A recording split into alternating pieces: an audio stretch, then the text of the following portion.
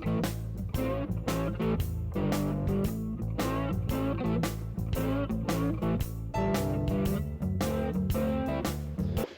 up, guys? We're back here at my shop, Knowlton Fabrication.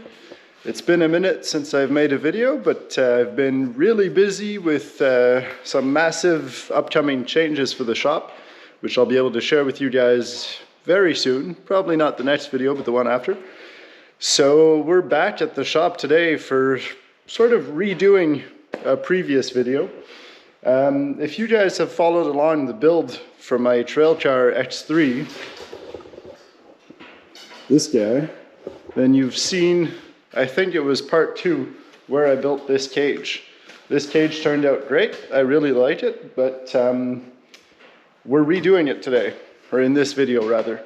So you might be wondering why we're doing that. It did come out really nicely. The way it's built, the one-piece tube from A to B pillar is pretty much one of the 2 safest configurations you can do.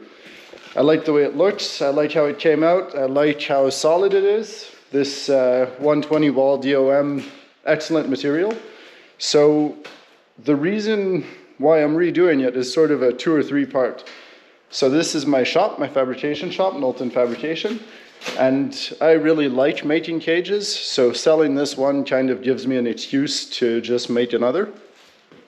Second part, I always liked the sort of KOH Ultra 4 race cars with full chassis builds. I'll throw a couple pics in here.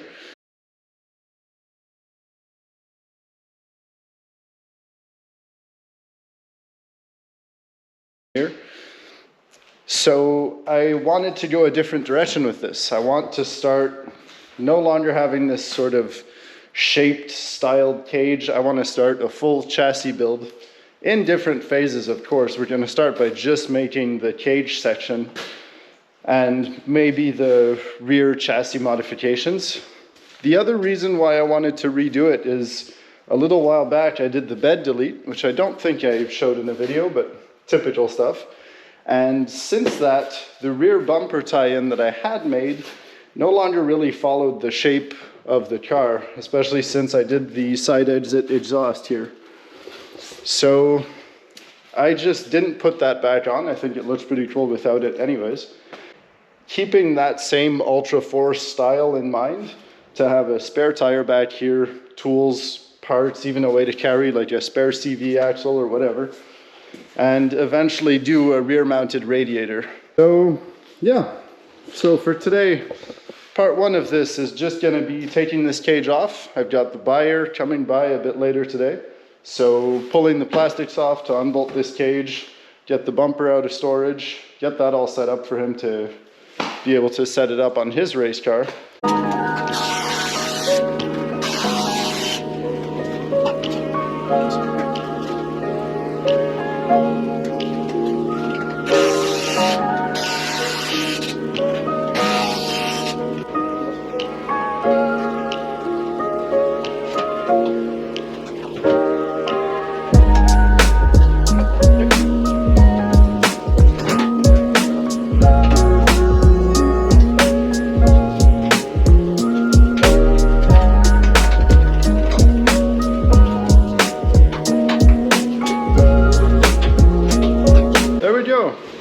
Cage is off, and we're left with a naked X3. Kind of. I'm glad I didn't have to take all this off, because the shape that they molded into these plastics here really kind of dictates where you want your A-pillar to end. We're going to keep that same angle just so that all the factory plastics keeps fitting properly. So here's where we cut off the factory cage last time.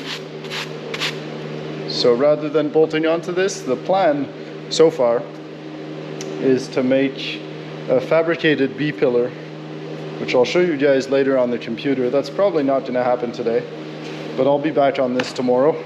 What I might do today is just start bending the tube from A-pillar to B-pillar.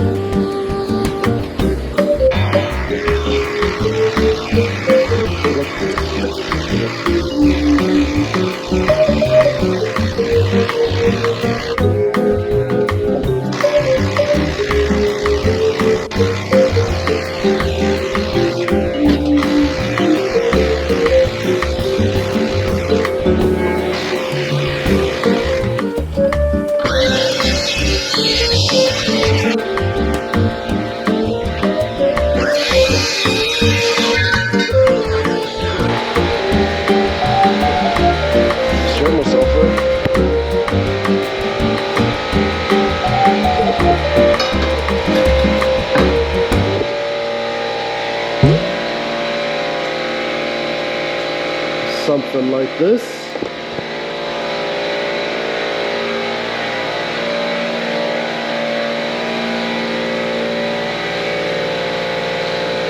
So that's basically the look that we're going for. Sort of, the roof line's not quite level with the ground, it's a bit tilted forward still, but a lot more headroom, easier to get in and out of. A big fabricated V-pillar would be nice. This guy still needs to be trimmed a bit further. I did trim the other side a bit more aggressively, so we'll do this one again. But basically, that's it. So.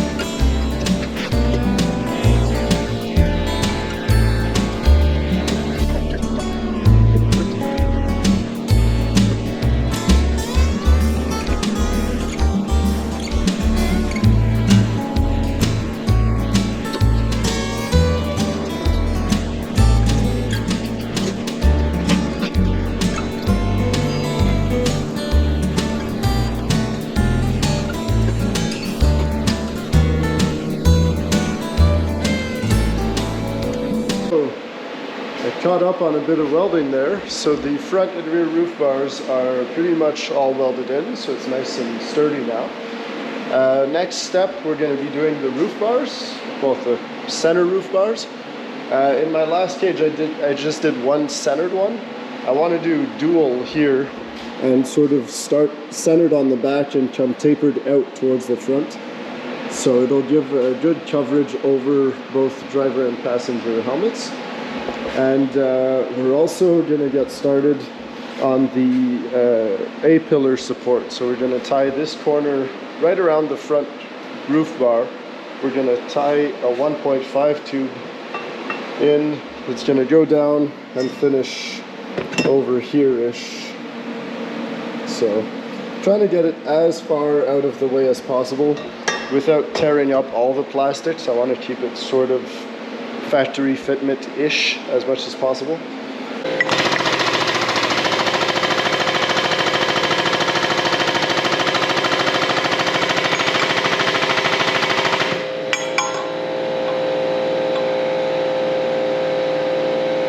Alright. So this was just an old template for a 1.25, but the bend of it seems to fit quite nicely for what we want here. So let's see how this looks.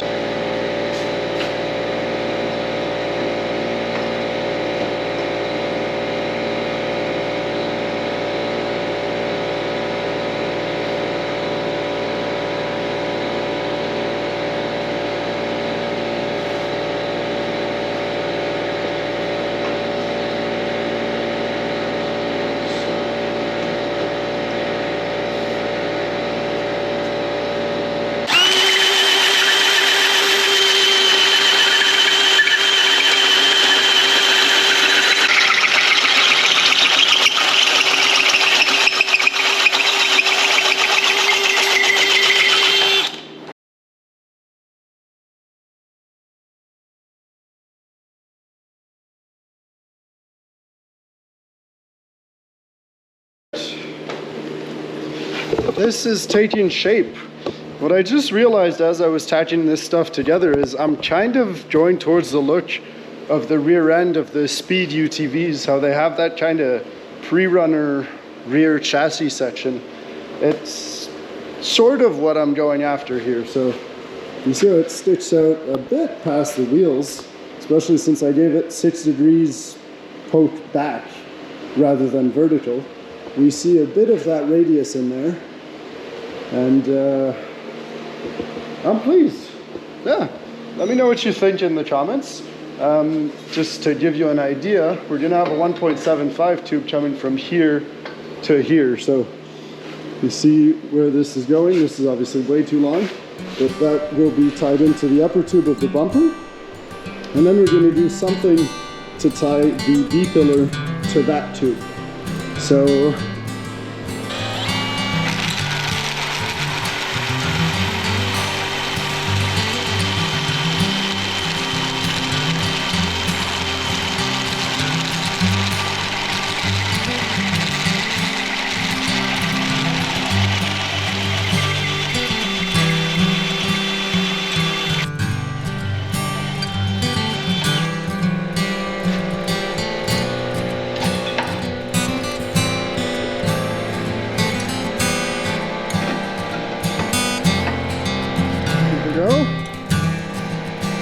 we're getting there.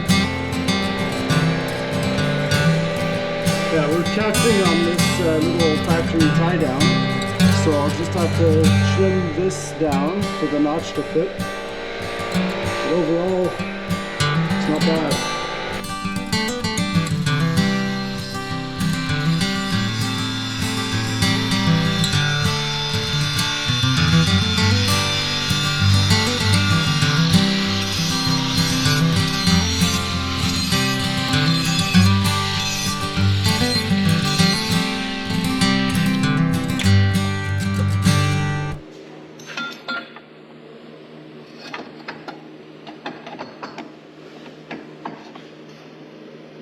So it'll have to be there. Yep, that'll be good. So a little notch right here. We'll figure out a way to mount this guy onto that. That's fine. We're just about there. I'll have to mark it out to notch right there, but that's fine. No big deal. I know I need to get some new safety glasses. I was told the other day I looked like Jeffrey Dahmer with these on, so I'm gonna have to change them. It's kind of handy that I'm sitting on that tie-down point because this tube is annoyingly thin, so it pretty much just melts away as you try to weld it. So getting to have part of the weld, I can kind of start the weld on something thicker and more heat resistant and then make my way onto the tube. I'm gonna try to save the factory tabs just because they're threaded and they have that little insert. I'm gonna try to save those and just build them, like weld these onto this tube so that I can keep just anchoring that square tube intercooler mount onto it until we get to the point of doing the whole rad relocate and maybe a bigger intercooler back here. Anyway, that's another issue for another time. Give you guys a final look before I burn this guy in. So that fits nice, and this fits nice. You see a bit of an air gap there, but it's mostly because I notched it straight. I didn't bevel the material inwards for it to fit like really snug, but that's fine. It's quite a manageable gap where there is one. So yeah, I think that's given me just enough space to just pry this guy up a bit. Wow, that made a mess. Anyway, just enough room to pry that up a bit and reuse that factory mount I was talking about earlier. So that'll be the plan. Let's go.